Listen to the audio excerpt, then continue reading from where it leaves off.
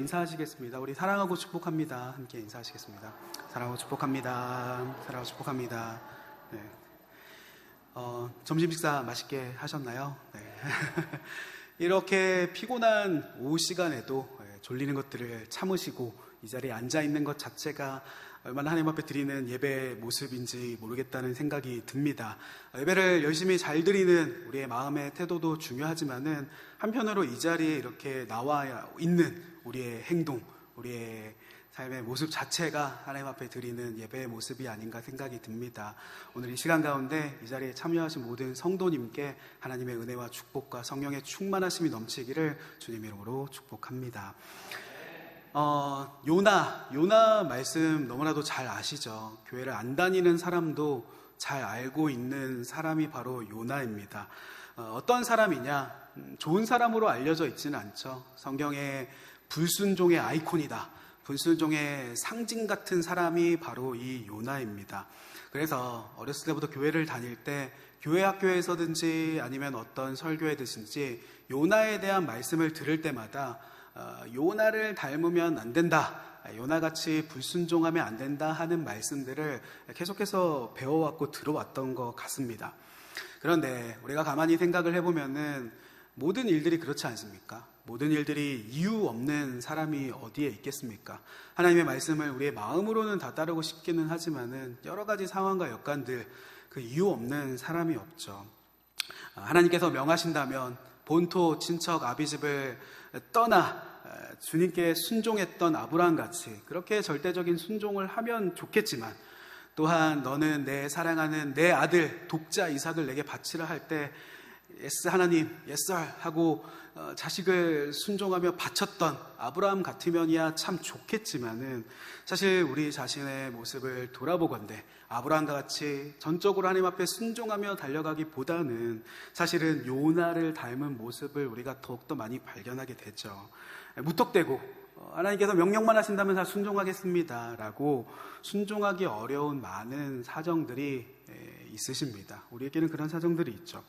그렇다 보니까, 그런 마음이 있다 보니 요나의 말씀이 좀 더 와닿는 것 같다라는 생각도 하게 됩니다. 그래서 요나를 보면서도 그렇다면 요나는 도대체 왜 불순종을 했던 것일까? 그에게는 무슨 이유가 있었던 것일까? 그냥 아무 이유 없이 하나님의 말씀에 불순종한 것이 아니라 그에게도 어떤 사정, 또한 어떤 특별한 일이 있지 않았을까라는 생각을 해보게 되는 것이죠. 그래서 오늘 이 오후 시간에는 그러한 요나의 사정에 대해서, 요나의 마음에 대해서 함께 말씀을 나눠보려고 합니다. 오늘 본문 1절 말씀입니다. 우리가 1절 말씀을 같이 한번 읽어보실까요? 1절 말씀을 우리가 한 목소리로 읽어보겠습니다. 시작! 말씀이 아미떼의 아들 요나에게 임하니라 이르시되. 네, 여호와의 말씀이 임하였다고 하죠. 아미떼의 아들 요나에게 여호와의 말씀이 임했다고 합니다. 이 말씀을 보면서 요나가 누구인가, 요나가 누구이길래 하나님의 말씀이 그에게 특별히 임하는가 라는 생각이 먼저 듭니다. 그가 누구길래. 이 요나에 대한 내용들이 다른 데는 거의 없거든요. 오직 구약성경에 이 요나서 말고는 열왕기하 14장 25절, 그 열왕기하, 즉 여로보암 왕 이새가 다스리던 그 시절의 말씀 한 구절이 요나에 대한 기사가 있을 뿐입니다. 그래서 우리가 열왕기하 14장 25절 말씀을 한번 앞에 화면을 보면서 한번 읽어보실까요? 한번 같이 읽어보겠습니다. 시작! 이스라엘의 하나님 여호와께서 그의 종 가드헤벨 아미떼의 아들 선지자 요나를 통하여 하신 말씀과 같이 여로보암이 이스라엘 영토를 회복하되 하맛 어귀에서부터 아라바 바다까지 하였으니. 이 말씀이 구약에서 요나서를 제외하고는 유일하게 요나에 대해서 기록이 남아있는 구절입니다. 이 말씀 한번 띄워놓은 채로 한번 보시면서 들어보시면은 이 구절 열왕기하 말씀을 보면은 요나가 어떤 인물로 그려져 있는가. 첫 번째로는 이스라엘의 하나님 여호와의 종이다. 여호와의 종이다. 이스라엘 하나님 여호와께서 그의 종이라고 표현하고 있죠. 아, 요나는 여호와의 종이구나, 신실한 종이구나라는 것을 알 수 있습니다. 두 번째로 하나님이 요나를 통해서 말씀하셨다는 것을 알게 됐죠. 하나님께서 이 구절에도 보시면 아시겠지만은 요나에게 주셨던 말씀이 있었습니다. 하나님은 요나를 통해서 말씀하셨다. 그리고 세 번째로 그 말씀은 여로보암 왕 때 성취되었다 하는 것도 이 구절에 알게 되죠. 하나님께서 요나에게 말씀해 주신 내용, 그 예언의 말씀이 여로보암 2세 때 성취된 것입니다. 어떻게 성취되었는가? 이스라엘 영토를 여로보암이 회복할 것인데 하맛 어귀에서부터 아라바 바다까지 그 영토를 회복할 것이다 라는 구체적인 메시지가 요나에게 임하였고, 요나가 그 예언을 선포하였더니 그 예언이 성취되었더라. 결국 첫 번째로 요나는 이스라엘 하나님 여호와의 종이었고, 검증된 종이었고, 두 번째로 하나님은 요나를 통해서 말씀하시는 하나님의 음성을 듣는 사람이었으며, 세 번째로 그 말씀이 성취되는, 여로보암 때 성취되는, 그 예언이 성취되는 그런 특별한 사람이었던 것을 보게 됩니다. 그래서 이런 정보들을 보면은 요나가 하나님 앞에 나쁜 사람은 아니었구나, 신실한 하나님의 종이었고 하나님의 말씀을 대언하는 선지자였구나 하는 것을 깨닫게 됩니다. 그리고 그 선지자라는 것도 거짓 선지자가 아니라 신실한 하나님의 선지자였다는 것을 이 구절을 통해서 알 수 있죠. 당시 왕정 시절에 거짓 선지자들도 굉장히 많았었거든요. 거짓 선지자, 즉 사기 메시지를 전하는 그런 정치형 선지자들도 있었습니다. 그가 하나님께 직접 말씀을 받은 것도 아닙니다. 그런데 왕이 전쟁을 나가도 되겠느냐 안 되겠느냐 물을 때 그런 거짓 선지자, 가짜 선지자들이 얘기를 하는 것이죠. 왕의 입맛에 맞는 거짓말을 선포했습니다. 하나님께서 말씀해 주신 것도 아니신데 왕이시여 전쟁에 나가소서, 하나님께서 승리하게 하실 것입니다, 뭐 이런 철불로 적들을 물리치게 하실 것입니다. 그런 왕의 입맛에 맞는 거짓 메시지를 전했던 가짜 선지자들도 분명히 많이 있었죠. 그러나 요나는 어떻습니까? 이 말씀을 보면은 요나는 가짜 선지자가 아니라는 것을 알 수 있죠. 그는 이 말씀에 검증된 하나님의 종, 선지자였고 또한 진짜 하나님의 음성을 듣는 선지자였으며, 그가 선포한 말씀이 땅에 떨어지거나 날아가 버린 것이 아니라 실제로 그 말씀이 성취되는, 하나님의 말씀을 진짜 선포하고 그 말씀이 성취되는 것을 보게 하는 특별한 하나님의 선지자였다는 것을 이 말씀을 통해서 알게 되죠. 이 말씀만 보아도 그는 원래는 신실한 하나님의 사람이구나, 하나님의 선지자구나 라는 것을 깨닫게 됩니다. 그런데 그랬던 그에게 납득하기 어려운 하나님의 말씀이 임한 것입니다. 하나님의 명령이 임한 것이죠. 그 말씀이 요나를 충격에 빠뜨립니다. 오늘 본문의 2절 말씀, 누가 2절 말씀을 같이 한번 읽어보실까요? 오늘 본문의 2절입니다. 시작. 저 큰 성읍 니느웨로 가서 그것을 향하여 외치라. 그 악독이 내 앞에 상달되었음이니라 하시니라. 하나님께서 이런 음성을 요나에게 주신 것입니다. 첫 번째 뭐라고 얘기하시냐면은 너는 일어나라, 일어나라 라고 말씀을 해주시죠. 우리 옆 사람에게 한번 얘기해 보시겠습니까? 너는 일어나라, 너는 일어나라, 잠에서 깨어나라. 하나님께서 일어나라라고 얘기를 하시는 것입니다. 야, 너는 그만 일어나라, 일어나라. 이 말씀이 무엇입니까? 하나님께서 강한 의지를 가지고 계시다는 의미인 것이죠. 그 자리에 있지 말고 너는 자리에서 일어나라, 나는 반드시 이 일을 이룰 것이다 라고 요나에게 상징적으로 얘기하시는 것입니다. 그런 강력한 메시지를 주고 계시죠. 우리에게 지금 말씀하시는지도 모릅니다. 너는 네가 안주하고 있는 그 자리에서 일어나서 나를 향해서 더욱더 뜨거운 열심을 가져야 한다, 일어나라 라고 지금 우리에게 주시는 하나님의 말씀이시기도 하지 않겠습니까? 요나에게 그렇게 너는 일어나라 라는 말씀을 하신 뒤에 명확한 할 일을 요나에게 얘기해 주십니다. 첫째, 니느웨로 가라, 장소를 말씀해 주시고, 둘째, 그것을 향해서 외치라, 할 일을 알려주십니다. 장소를 알려주셨고 그 장소에서 할 일을 명확하게 알려주시죠. 성경 말씀을 보면은 하나님은 이렇게 구체적으로 말씀하시는 분이라는 것들을 깨닫게 됩니다.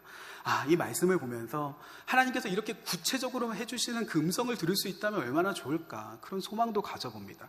우리는 보통 여러 가지 일들을 결정함에 있어서 하나님의 음성을 사실 들으려고 하지도 않지만은 좀 항상 두리뭉실하고 하나님 어떻게 해야 될지 모르겠습니다 라는 생각이 들 때가 더 많지 않습니까?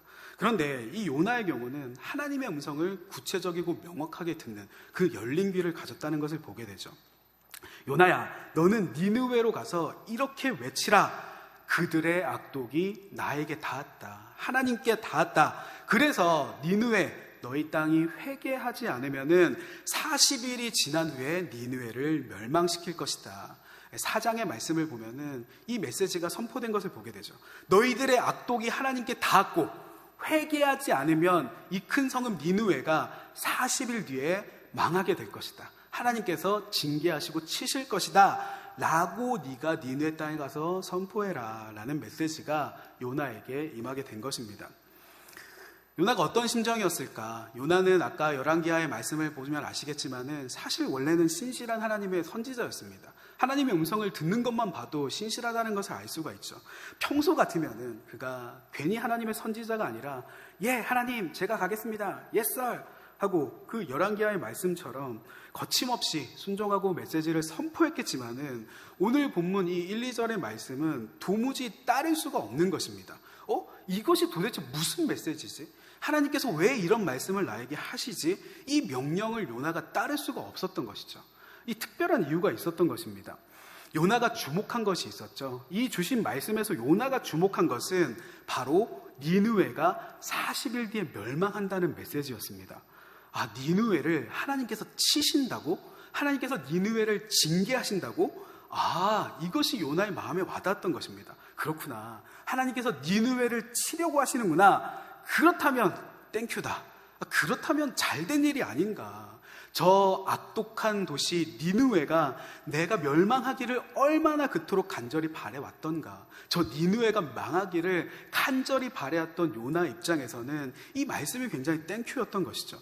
니느웨 멸망이라고? 그렇다면 하나님 땡큐 베리 감사합니다. 이것이 바로 요나의 심정이었던 것입니다. 요나가 왜 니느웨가 멸망하기를 간절히 바랬는가? 요나는 진정 니느웨가 멸망하기를 바랬습니다. 왜냐하면은 이 니느웨라는 곳은 이스라엘의 어떤 성읍이 아니라 이방 나라 아수르라는 나라의 수도였거든요. 그런데 이 니느웨가 굉장히 악했기 때문입니다. 얼마나 악했는가? 그 니느웨라는 곳이 얼마나 악했냐면은 오늘 요나서의 본문이 있는 이 사건 이후에 대략 요나서 이후 40년에서 70년 정도가 흐른 뒤에 그 남유다와 북이스라엘 있지 않습니까? 그 중에서 요나가 활동했던 북이스라엘을 이 요나서 이후 40년에서 70년 뒤에 북이스라엘을 멸망시켜버린 나라가, 정복해버린 나라가 바로 아수르라는 나라였습니다. 심지어 이 아수르라는 나라는 북이스라엘을 멸망시켜버린 것뿐만이 아니라 이 백성들을 해외로 이주시키기도 하고 이방 민족들을 이스라엘 땅으로 이주시켜 오기도 하면서 마치 강제로 교배하듯이 외국인과 피를 섞어버려서 거룩한 피조차 섞어버린 그런 악한 정책, 나라를 완전히 흩어버렸던 것이 바로 이 아수르라는 나라거든요. 북이스라엘을 멸망시킨 나라가 바로 아수르입니다. 그리고 이 아수르라는 나라의 수도가 어디냐, 아수르의 서울이 어디냐면은 바로 오늘 본문에 요나가 받은 말씀, 이 니느웨라는 도시가 바로 이 아수르라는 나라의 수도였던 것이죠. 요나에게 가라고 한 땅이 바로 그런 땅이었다는 것입니다. 훗날 이스라엘을 멸망시킬 나라 아수르, 그 수도인 니느웨였다. 아수르의 수도 니느웨였던 것이죠. 당시 이 아수르는 어떤 나라였습니까? 잔인하고 악독하기로 유명한 나라가 바로 아수르였습니다. 당연히 그들은 우상을 섬기는 이방 나라였고 전쟁에서도 굉장히 지독한 일들을 많이 행했다고 합니다. 자료들을 찾아보니까 이들이 전쟁을 치를 때 굉장히 야만적으로 전쟁을 치렀더라고요. 적들의 머리를 자르고 팔다리를 잘라서 그들의 성에다가 박아 넣어서 성벽에 전시하는 것을 즐겼다고 합니다. 야, 저 벽에 걸려있는 팔과 다리들을 봐라. 적들을 우리가 이렇게 물리쳤다. 저 머리 벽에 박아놓은 것들을 봐라. 야, 우리 이렇게 강력하다. 굉장히 야만적이지 않습니까? 그것뿐만이 아니라 당시 요나가 살던 당시 이스라엘은 이미 100년이 넘는 시간 동안에 아수르의 지속적인 괴롭힘을 당해왔었죠. 이스라엘은 조공을 계속해서 아수르에 바치기도 하고 또는 심심하면 이스라엘로 쳐들어와서 왕들을 조롱하고 굴복시키기도 했던 것, 그것이 바로 아수르라는 나라였던 것입니다. 그래서 이 당시 활동하던 의로운 선지자인 요나, 이 요나가 보기에 얼마나 그것들이 속이 상했는지, 아니 니들이 뭔데 감히 믿음도 없고 하나님께서 돌보시지 않는 우상 섬기는 이방 나라 따위가 감히 아브라함의 자손 하나님의 백성을 이토록 괴롭힐 수 있는가? 니들이 도대체 뭔데? 하나님을 사랑하고 또한 민족을 사랑했던 선지자인 요나 입장에서는 이 아수르라는 나라 그리고 그의 수도인 니느웨는 멸망에 마땅한 나라였던 것이죠. 오히려 멸망하면 더 좋은 나라가 바로 니느웨였다는 것입니다. 우리도 비슷한 심정을 가지고 있는 면이 있죠. 우리가 일제강점기를 보내면서 우리도 일본의 나라를 빼앗기고 얼마나 많은 수모를 겪었던 그런 역사가 있었습니까? 우리의 이름조차 바꾸게 만들고, 야, 너 김용이라는 이름 쓰지 마라, 뭐 니카무라라는 이름을 쓰든지, 뭐 일본 이름으로 개명해라, 우리의 이름조차 바꾸게 하고, 물자를 수탈하고, 여인들은 유린당하고, 그런 과거의 일들이 여전히 우리 민족 가운데 상처가 되어서 79년 이 흐른 지금도 아직도 우리 민족 감정 가운데 상처가 아물지 않아서 일본만 보면 뭔가 심장이 부글부글 끓는 심정을 우리가 동일하게 느끼지 않습니까? 국제 축구 경기가 벌어지면 다른 나라에 질 수도 있지만은 한일전이 벌어지면 결코 이거 지면 수치다, 불타오르는 심정을 가지게 되죠. 우리의 민족 정서 안에 그러한 상처들이 사무치는 것이 있어서 그런 것입니다. 그것과 비슷한 심정이 바로 요나의 마음이라는 것입니다. 마치 일제강점기에 있는 사람이 가졌던 마음과 같은 것이, 실제로 지금 현 상황 아수르에 공격당하는 입장에서 요나가 가졌던 심정이 바로 그런 심정이었다는 것이죠. 저 악한 나라 아수르, 그 수도인 니느웨라는 도시, 항상 우리 민족을 수탈하고 괴롭히는 저 악독한 나라, 참 싫다. 그것이 요나의 심정이었던 것입니다.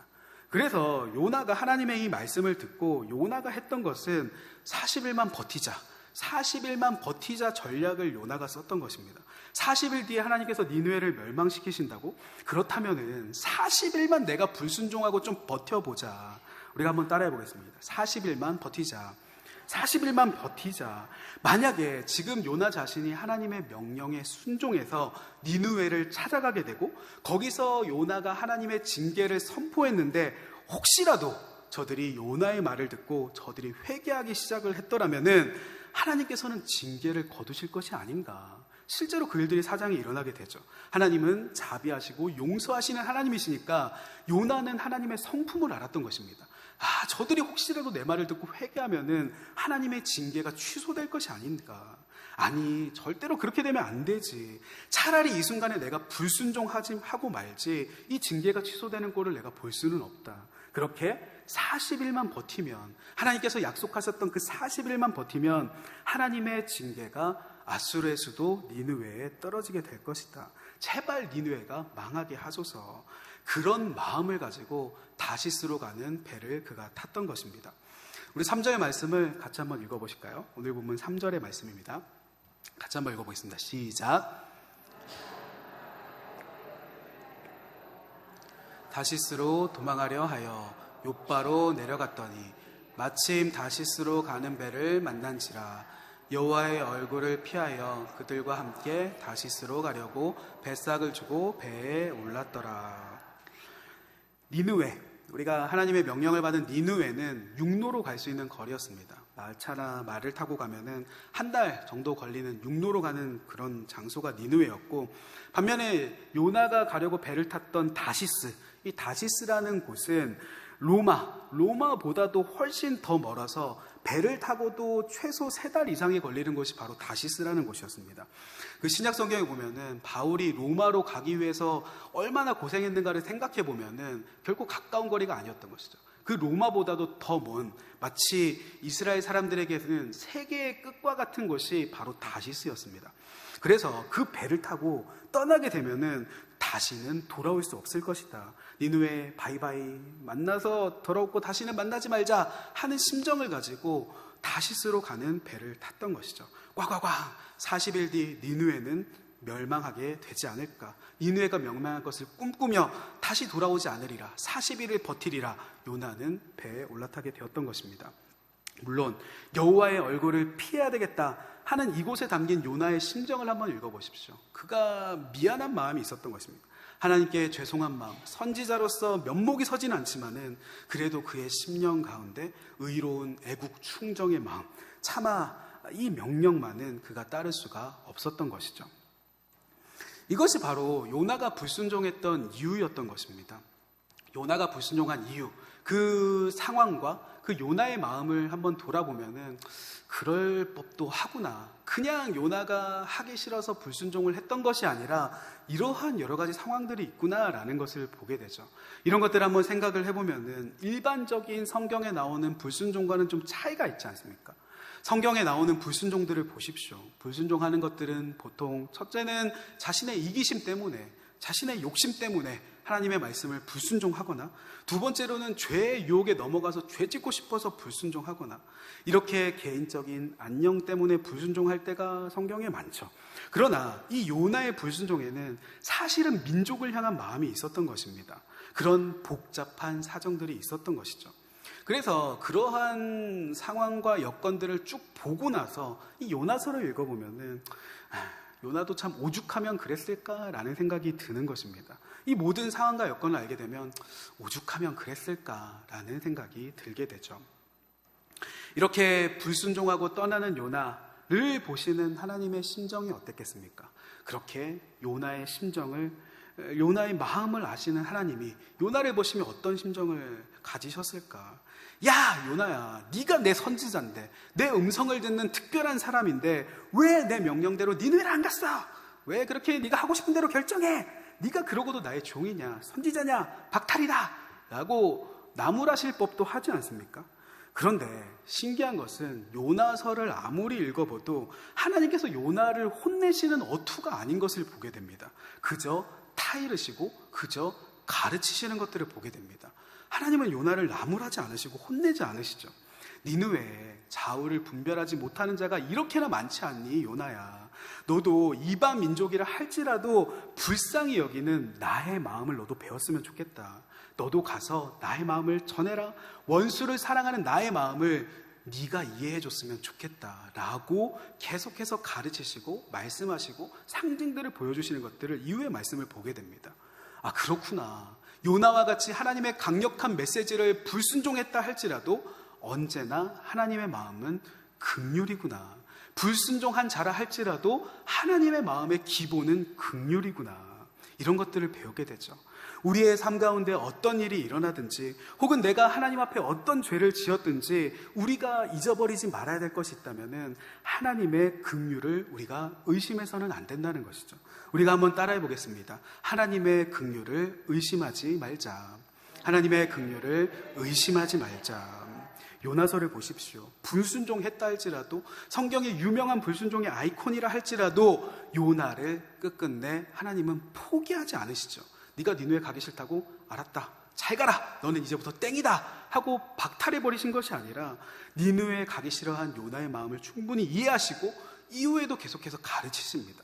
풍랑이라는 그러한 특별한 상황을 통해서 말씀하시고 가르치시고, 바다에 던져진 요나가 혹이라도 죽을까 물고기를 보내셔서 그를 바다 한복판에서 구원해서 육지에 토해내기도 하시고, 보십시오. 이 물고기가 징계가 아니라 오히려 요나를 구원해낸 구원 구조선인 것들을 보게 되죠. 그가 사명을 다시 붙들 수 있도록 계속해서 인도해 가시는 것들을 보게 됩니다. 이 모든 것들이 징계의 방법이 아니라 사실은 하나님께서 요나를 가르쳐 가시는, 가르쳐 주시는 그런 훈련의 과정들이었던 것이죠. 이런 것들을 보며 하나님의 마음이 그런 것이구나. 불순종하는 요나를 할지라도 품으시고 긍휼을 가지시는 하나님. 이것이 또한 우리의 마음이 되어야 하지 않겠느냐를 돌아보게 되는 것입니다. 우리가 서로를 돌아보면서도 이것이 우리의 마음이 되어야 되지 않겠는가. 저분도 저 사람도 지금 어떤 이유가 있지 않겠는가. 우리가 여러 가지 일들을 보고 서로의 상황들을 들어보지 않습니까? 상황들을 들어보면은 납득하게 됩니다. 요나처럼 굉장히 다양한 사정들이 있으시죠. 교회에서 상처를 받으신 경우들도 있으십니다. 누구에게 말하지는 못했지만, 교회 와서 누구에게 차마 얘기하지는 못했지만은 가정 가운데 큰 아픔을 겪고 계시는 경우들도 있으십니다. 경제적인 어려움을 당하고 있으시거나 혹은 건강에 어려움을 당하고 있으시거나 어쩔 수 없는 상황을 가지신 경우들도 되게 많으십니다. 그래서 그냥 겉으로 볼 때는 좀 아쉽다라는 생각이 들 때도 있지만, 그 모든 상황을 세세히 들어보기 시작을 하면은 그렇구나, 지금 당장은 감당하지 못하실 만도 하다, 긍휼의 마음이 찾아오는 것들을 보게 됩니다. 그래서 기다려주고 이해해주고 이끌어주고 독려해주고 기도해주고 돌봐주고 힘낼 수 있도록 계속해서 응원해주고 괜찮다, 다시 돌아와라, 괜찮다, 힘을 내라, 계속해서 내가 너를 위해서 기도하고 있다. 그 낙심의 자리 혹은 불순종의 자리에서 다시 주님께로 돌아올 수 있도록 지켜주고 응원해주고 지지해주는 그 마음, 주님의 일들을 더욱더 잘 감당할 수 있도록 서로서로를 긍휼의 마음으로 품어주는 일들이 우리에게 필요하지 않겠냐는 것입니다. 나아가 우리 역시도 마찬가지죠. 우리 역시 하나님을 바라볼 때 하나님을 향해서 그런 마음을 가져야 됩니다. 우리가 한번 따라해 보시겠습니까?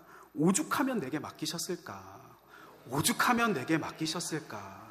우리가 하나님을 보면서도 그런 생각을 가져야 됩니다.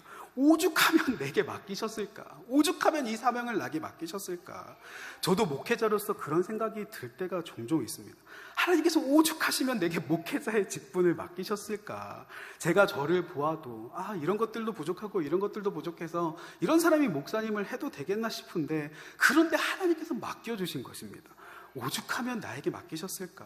요나를 보십시오. 요나 이 한 사람 말고는 그 당시 하나님 보시기에 니느웨로 보낼 만한 사람이 없었던 것입니다. 요나만큼 터프한 사람, 요나만큼 거친 상남자, 자신의 목숨을 아까워하지 않는 이런 마음을 가진 선지자가 또 없었던 것이죠. 요나만큼 터프하게 이 사명을 감당할 사람이 없었던 것입니다. 앞에서 말씀을 드린 것처럼 잔인무도한 나라 아수르, 잔인하고 야만적인 나라, 그 아수르의 한복판인 수도 니느웨까지 혈혈단신으로 쳐들어가서 야, 너네 도시가 40일 뒤에 망할 것이다, 하나님 앞에 회개해라, 그런 메시지를 전하는 것은 아무나 할 수 있는 일이 아니지 않습니까? 저 우리나라를 괴롭히는 강대한 제국의 수도에 찾아가서 혼자서 니느웨 땅을 향해서 너네 망할 것이다, 망할 것이다 외치는 일, 그거 누가 감당할 수 있는 일이겠습니까? 아무나 수행할 수 있는 미션이 아니죠. 자신의 목숨을 걸어야 되는 그런 일입니다. 그래서 요나만큼 직설적이고 터프한 사람, 하나님 앞에 그 목숨까지도 내버릴 수 있는 그런 사람이 아니면 해내지 못할 일이었던 것입니다. 그래서 이런 것들을 생각해 보면 오죽하면 요나에게 이런 일들을 맡기셨을까? 거친 사람이고 하나님 앞에 불순종하는 마음을 가지기도 했던 사람이지만 하나님께서 오죽하면, 사람이 오죽 없었으면 요나에게 이런 일들을 맡기셨을까? 마찬가지로 적용해 봅니다. 우리도 하나님을 바라볼 때 오죽하면 주님이 내게 이 일을 맡기셨을까? 라고 하나님 앞에 생각해 주시기를 바랍니다. 지금 이 일을 감당할 사람이 나밖에 없는 것이구나. 하나님 보실 때도 내가 이 일을 감당해야 해서 이 자리에 보내신 것이구나. 나밖에 없나 보다. 그래, 그런 것들을 생각해 보면 오죽하면 나한테 시켜주셨을까를 생각해 보면은 사랑하는 하나님을 생각할 때 하나님을 위해서 감당하자, 사랑하는 하나님을 위해서 이 일들을 감당할 수 있지 않은가, 그렇게 생각을 해보면 나같이 부족한 사람 사용해 주심이 감사인 것이지 않습니까? 나같이 부족한 사람 세워주시고 나같이 부족한 사람을 주님을 섬기는 자리에 나를 세워주셨음이 사실은 감사한 일이 아니겠습니까? 하나님을 생각해 보십시오. 쓰시려고 하면은, 사용하시려고 하면은 얼마든지 더 나은 사람이 있을 수도 있습니다. 나보다 더 많은 재능을 가진 사람이 있을 수도 있고, 훨씬 더 많은 달란트를 가진 사람들, 훨씬 더 좋은 것들을 가진 사람들이 얼마나 이 세상에 많고 많은데, 이 서귀포 땅에 훌륭한 사람들이 얼마나 많을 것인데, 그럼에도 불구하고 이러한 시절 가운데 우리 교회에 나를 일꾼 삼으시고 나를 택해 주신 것은 내가 그 일을 꼭 하기를 원하시는 하나님의 심정이 그런 것이다. 두 사람이 있어서가 아니라 내가 그 일을 감당하기를 원하시는 하나님의 마음이 있으시기 때문에 그런 것이다. 우리가 그 하나님의 마음을 알아야 되지 않겠습니까? 결국 순종이라는 것, 순종 참 어렵지 않습니까? 우리의 자발적인 순종이라는 것은 하나님을 사랑하는 마음에서 나오는 것입니다.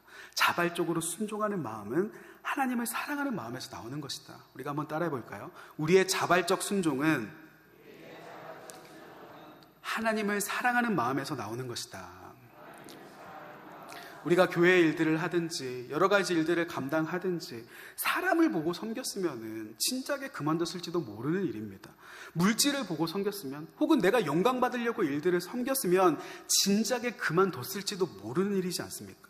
내가 쉬고 싶은 것을 참고 예배 자리에 참석하고 어려운 마음들, 여러 가지 상처되는 말들을 참고 그래도 순종할 수 있었던 것은 하나님을 사랑하기 때문에, 하나님을 사랑하기 때문에, 하나님께서 내게 베풀어 주셨던 그 사랑이 감사해서 우리가 자발적으로 순종할 수 있는 것이죠. 다른 이유가 있기 때문이 아닌 것입니다. 겟세마네 동산에서 예수님께서 기도하셨던 예수님의 순종의 장면을 한번 기억해 보십시오. 십자가를 지기 전날 밤 예수님께서 기도하셨던 그 장면들, 예수님인데도 불순종하고 싶으셨던 일이 있으셨던 것입니다. 이 일만은 내가 순종하고 싶지 않다, 이 일만은 내가 하나님의 뜻을 거스르고 싶었던 그 일이 예수님께서 있으셨던 것입니다. 말하자면 예수님도 순종하기 싫은 일이 있으셨던 것이죠. 그러나 그럼에도 불구하고 주 뜻대로 이루어지기를 원합니다. 그 모든 수치를 감수하시고 그 증오하는 죄를 그 머리에 뒤집어 쓰시며 우리 대신에 죄인이 되셔서 하나님, 거룩하신 하나님, 선하신 하나님이 죄인이 되었다는 걸 상상해 보십시오. 죄인이 되셔서 십자가를 지시는 그 순종을 예수님께서 감당하셨던 것은 다른 이유 때문이 아니라 나를 사랑하시기 때문에, 우리 성도님들을 사랑하셔서 우리를 사랑하시니 우리를 위한 그 순종을 기쁨으로 감당하셨던 것입니다. 기쁨으로 십자가의 순종을 감당하셨던 것이지 않겠습니까? 그렇게 예수님이 나를 위해서 무엇을 해주셨는가를 생각해보면, 그래, 까짓것 주님의 영광을 위해서 이 일을 감당해보자, 이 일 조금 더 버텨보자, 기쁨의 순종을 할 수 있는 것이지 않겠습니까?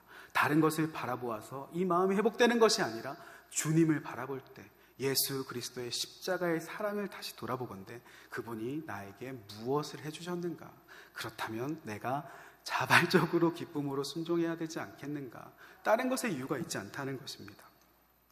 결론의 말씀을 드립니다. 결국 순종이라는 것은 사랑이 있어야 가능한 것입니다. 우리가 억지로 복종하고 따르는 것, 이제 그런 시절이 아니지 않습니까? 하다못해 군대에서도 마찬가지고, 남편에게 아내는 순종해야 된다는 그 성경 말씀조차 마음의 거스름으로 다가오는 시절이 않습니까? 그래서 결국 순종이라는 것은 마음에 사랑이 있어야 가능한 것이다. 내 안에 뜨거운 사랑이 있었으면 좋겠다는 생각을 하게 됩니다. 하나님, 뜨거운 사랑을 내 심령 가운데 허락하여 주시옵소서. 하나님을 사랑하는 마음을 가지게 하여 주시고, 성도를 사랑하는 마음을 가지게 하여 주시고, 이 땅을 사랑하는 마음을 가지게 해주십시오. 그래서 그 사랑하는 마음을 가지고 하루라도 후회함 없이 달려가고 싶은 그 뜨거운 마음을 가지고 싶다. 우리가 과거에 많이 불렀던 찬양이 있지 않습니까? 하나님의 사랑이 하시는 찬양 아시죠? 내 마음에 주를 향한 사랑이 나의 말에 주가 주신 진리로 나의 눈에 주의 눈물 채워주소서. 내 입술에 찬양의 향기가 두 손에는 주를 닮은 섬김이 나의 삶에 주의 흔적 남게 하소서. 불렀던 그 찬양처럼 그런 사람에게 하나님의 사랑이 영원히 함께하리. 십자가의 길을 걷는 자에게, 순교자의 삶을 사는 이에게, 조롱하는 소리와 세상 유혹 속에도 주의 순결한 신부가 되리라. 내 생명 주님께 드리리 라고 드리며 불렀었던 그 심정을 회복하고 싶은 것입니다.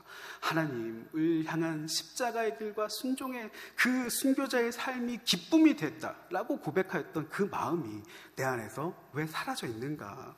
하나님, 그래서 주님만 보게 해주십시오. 십자가만 바라보게 해주십시오. 사람을 보고 일하지 않게 해주십시오. 그렇게 부어주시는 성령의 충만함이 이 자리에 계신 모든 성도님들께 차고 넘치도록 부어주십시오 라고 기도하게 되는 것입니다. 그러한 성령의 충만함이 내게 부어질 때 주님을 향한 사랑이 회복되고, 그 사랑이 내 안에서 회복되고 일하기 시작할 때 우리가 섬기는 이 모든 섬김들이 노동이 아니라 기쁨이 되는 일들이 일어나게 될 것입니다. 그래서 우리가 하나님 앞에 기도하기를 원합니다. 하나님, 나를 포기하지 말아 주십시오. 내가 때로는 주님을 잊어버리고 불순종하고 싶고 떠나고 싶은 마음이 맨날 들지라 할지라도, 하나님, 요나를 끝끝내 포기하지 않고 사명의 자리로 이끌어 가셨던 것처럼 하나님, 나를 포기하지 말아 주십시오. 나를 가르쳐 주시고 나를 이끌어 주시고 나를 통해서 큰 일을 이루어 주십시오. 그 니네 땅이 변하여 하나님 앞에 회개하게 되었던 것처럼 하나님, 나를 통해 큰 일을 행해 주십시오. 하나님, 나를 사용해 주십시오. 우리가 그런 기도의 제목들을 가져야 하지 않겠습니까? 우리의 심령이 어떤지 돌아보게 됩니다. 하나님을 향한 열정과 뜨거운 마음들이 가득하십니까? 아니면 좀 쉬고 싶다, 지친다 하는 마음이 더욱더 강하십니까? 그럴 때일수록 우리가 더욱더 주님만 바라보며 주님만 붙드시고 간구하시는, 나를 사용해 주십시오, 회복시켜 주십시오, 요나와 같이 나를 포기해 주지 마십시오 라고 간구하시는 오늘 오후의 성도님들이 되시기를 주님 이름으로 축복합니다.